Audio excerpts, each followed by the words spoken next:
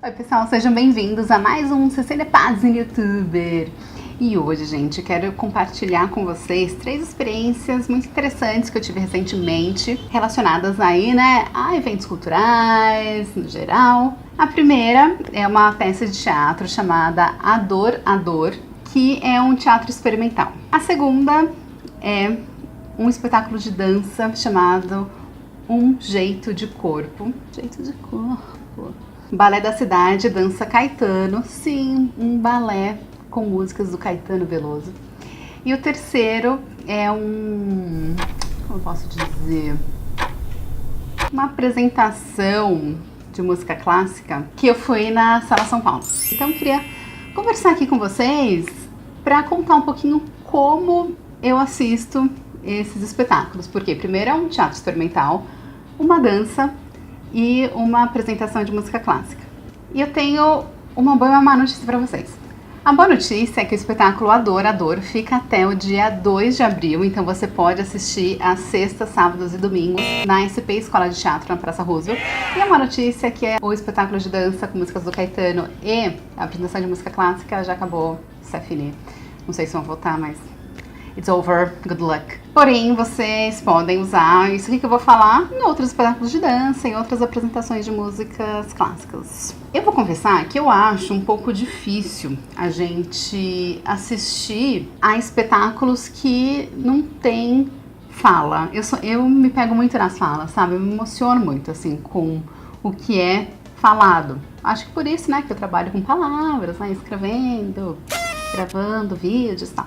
No começo, eu assistia a esse tipo de espetáculo, né, esses 3 tipos de espetáculo, tentando criar uma historinha. Então, uma pessoa entrava correndo, aí eu pensava, essa pessoa deve estar procurando alguém. Aí entrava um outro dançarino pulando, então acho que ele não quer ver essa pessoa, e aí ele é um obstáculo para a pessoa, por isso que ela tá pulando. Aí eu tentava fazer essas análises, tentando criar um roteiro. Mas aí eu descobri uma técnica da minha cabeça que eu gostei mais. Esse tipo de espetáculo subjetivo serve para a gente entrar no nosso fluxo de pensamento, o que chamam de flow.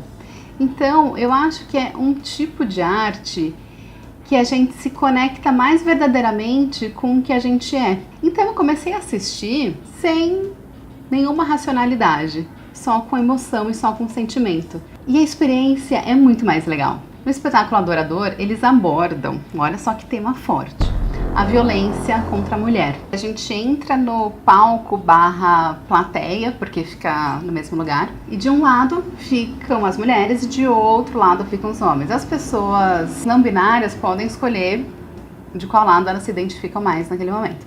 E aí é feito um trabalho de corpo unido à trilha sonora que impacta muito, porque o espetáculo é baseado na obra A Mulher do Fim do Mundo, da Elza Soares, ou seja, né, gente, super rock and roll, assim, eu sei que não é rock and roll, a Elza Soares, mas é, e eles não são bailarinos. Eu até perguntei pro diretor, nossa, eles são bailarinos, né, daí ele falou, não, a gente só fez um trabalho de corpo mesmo, são todos atores, e impacta bastante, a gente sai de lá bem comovido, e eu me comovi especialmente numa parte que alguns atores fazem uma apresentação pros homens e outras atrizes fazem uma outra apresentação para as mulheres. Então são impactos diferentes que os homens e as mulheres têm. E aí eu assisti a espetáculo bem entrando no flow, sabe? Bem sem tentar entender racionalmente o que elas queriam passar. Acredito eu que eles não querem contar uma historinha. Eles querem causar uma sensação na gente. É um espetáculo de reflexão e de impacto. Então vale muito a pena ir. O outro espetáculo que foi no dia seguinte foi Um Jeito de Corpo, Balé da Cidade, dança Caetano. O diretor artístico é o Ismael Ivo. E, gente, só de ir no Teatro Municipal já é uma experiência. Eu tava lá no Municipal, entrou o Ismael Ivo antes para fazer uma apresentação sobre o espetáculo. E tinha acontecido recentemente o assassinato da Marielle Franco. E ele deu um depoimento. Antes do espetáculo, tem uma locução dizendo que não é permitido filmar e fotografar e que no final a melhor parte é apresentada para o público poder fotografar e compartilhar nas redes sociais.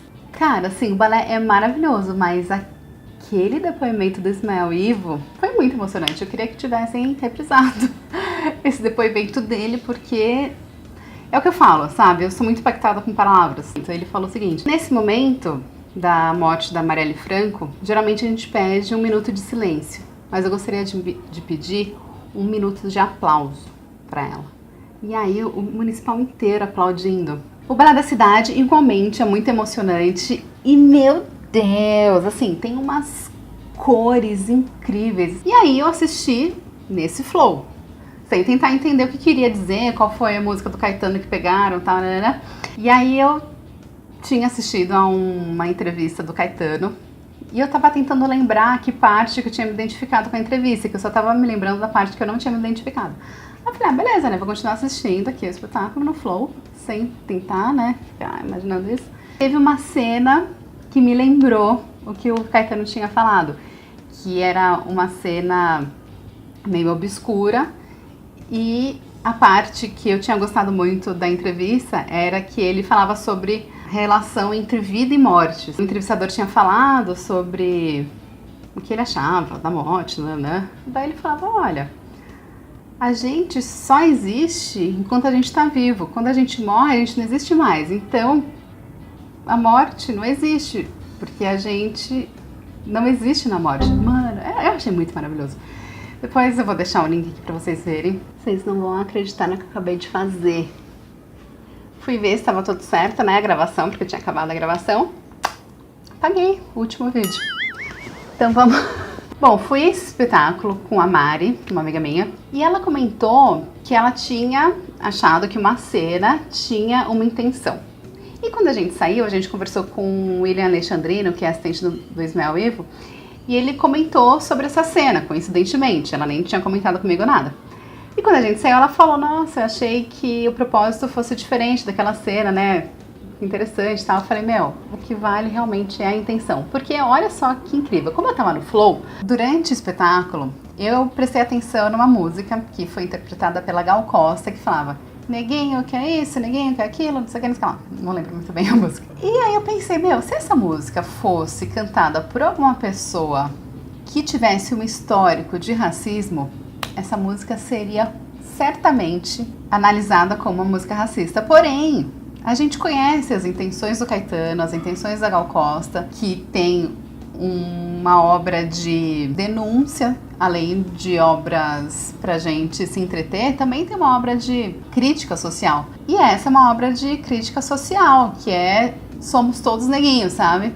Estamos todos no mesmo barco, não vai ficar se achando. Então a gente já sabe qual é a intenção dos dois e a gente analisa dessa forma. Então o que é, gente? A intenção.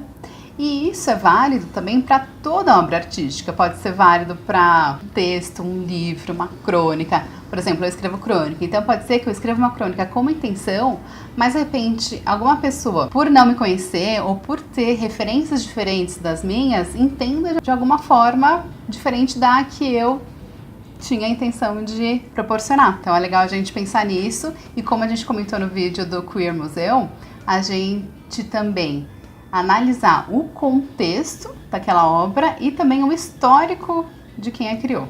E para finalizar, a terceira apresentação que eu fui foi uma apresentação de música clássica na Sala São Paulo. Eu tô falando da apresentação de música clássica porque eu descobri que concerto não significa apresentação de música clássica. Concerto é uma peça de música, sinfonia é outra peça e abertura é outra peça. Não entendo nada de música, eu apenas sinto. E foi isso que eu fiz lá na Sala São Paulo. Aliás, fica uma dica, se vocês quiserem ir de transporte público, desçam na estação Tiradentes e de lá peguem um Uber, táxi, Cabify, qualquer coisa. Porque ir a pé, depois do que aconteceu lá, na ação violenta lá do governo da cidade de São Paulo, na Cracolândia, ficou bem perigoso andar por lá. Voltando para a parte cultural e artística, chegamos lá e pegamos um folhetinho. E lá no folhetinho estava escrito que a gente iria assistir a abertura Leonora número 3, o concerto número 4 e a sinfonia número 3 de Beethoven. Até aí tudo ótimo. Quando eu tava lá no meio do concerto, tem uma pausa, que eu acho que é para os músicos darem uma relaxada nos músculos. E uma galera começou a bater palma, né? Porque afinal deu uma pausa. Eu só não comecei a bater palma porque eu tava com frio e eu tava, né, com os braços cruzados, assim, daí eu ia começar a bater palma, mas aí quando eu ia começar, uma galera começou, shhh.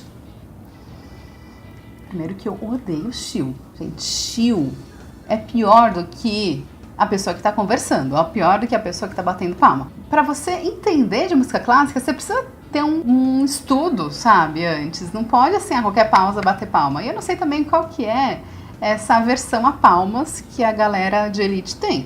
Qual o problema também de bater palma? Deixa, ué, né? Gostou, tá bonito. Mas, durante a apresentação, apesar dos chills, que teve só uma vez, a gente realmente se conecta com o nosso interior, como dizem, né, o seu verdadeiro. Porque música instrumental é um pouquinho difícil de entender mesmo.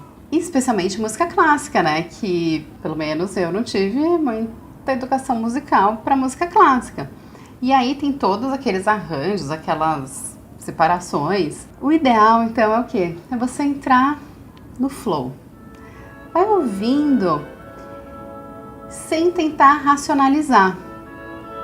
E aí você vai conseguir se conectar com uma paz interior ou então com algum propósito maior, que é isso que a música faz, né? Dizem que a música clássica faz conexões no cérebro, ativa umas sinapses que não são ativadas por outras músicas. Eu acho que vale muito a experiência. Então é isso que eu queria falar pra vocês, né? Essa reflexão aí. Não sei se esse é o jeito certo de assistir a espetáculos de teatro experimental, de dança, de música clássica, mas foi um jeito que eu encontrei e que me fez muito bem. Eu saio sempre com reflexões e acho que isso que é mais legal da arte.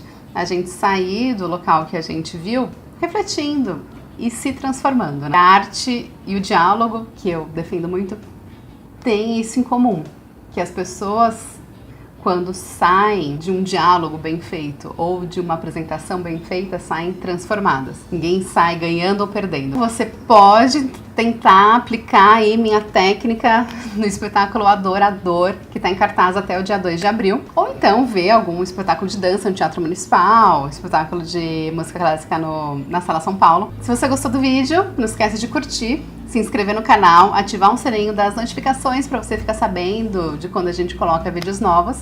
E comentar aqui, se você entende de música clássica, se você entende de dança, de teatro experimental, comenta como que você assiste, que eu tô curiosa pra saber. Valeu!